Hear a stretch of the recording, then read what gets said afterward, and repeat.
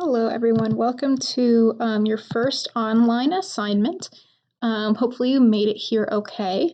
Throughout quarter four, I'm going to continue to add some new assignments here on our tab under ecology.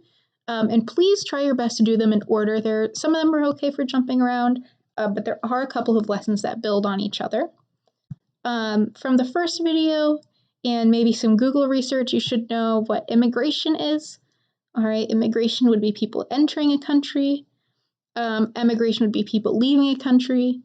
And we've already talked a little bit about births and death rates in those different regions of the world and why human population is increasing over time.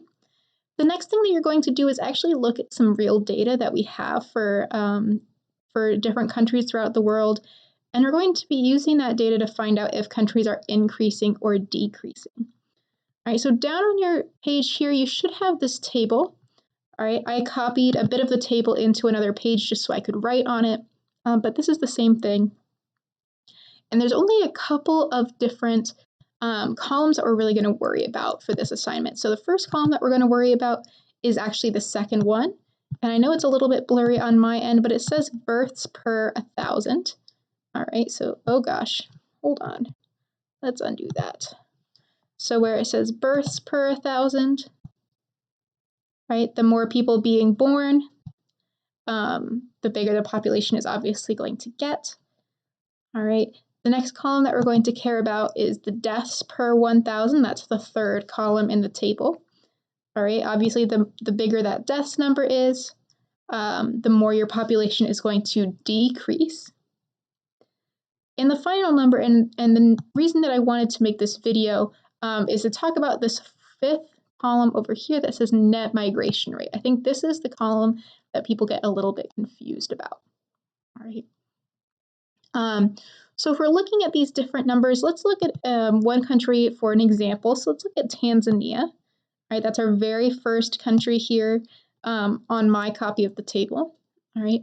So for Tanzania, their births per 1,000 people, for every 1,000 people, 39 of them would have been born that year.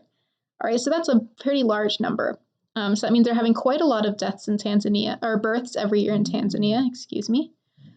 We can also look at our deaths number in Tanzania. Okay, our deaths number is 7. And in this case, our number of people being born every year is much larger than the number of people that are dying each year.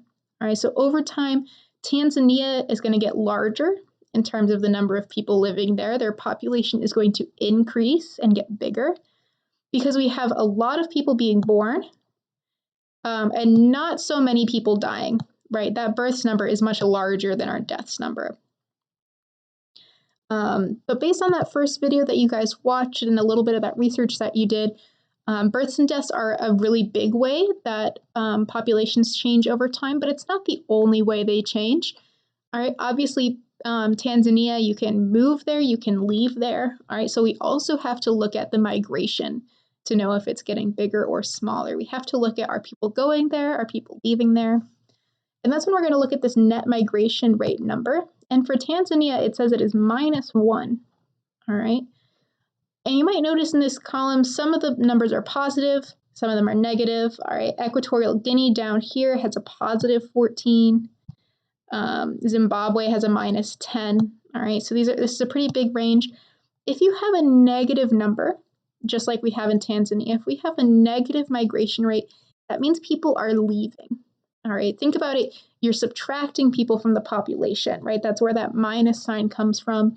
So in Tanzania, we have people leaving the country. Not a lot, right? It's a 1. It's not something like a 10. But we do have some people leaving. All right. You can look at other countries instead, like Equatorial Guinea, which we said was 14, right? Since that's a positive number, we would say people are coming into Equatorial. All right, so as you guys are going through and answering those different questions, those are really the only 3 columns I want you guys to worry about. I know that that table can be really, really large and a bit confusing, but all we're looking at is, are there more people being born or are there more people dying?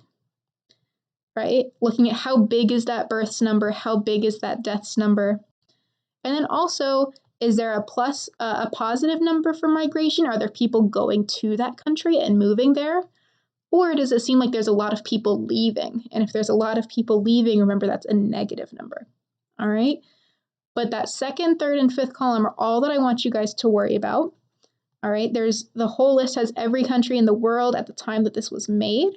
So feel free to look at countries that might interest you. Take a look at the United States and anywhere else. All right. And please do email me if you guys have any questions. All right. But hopefully that information helps you guys to get started.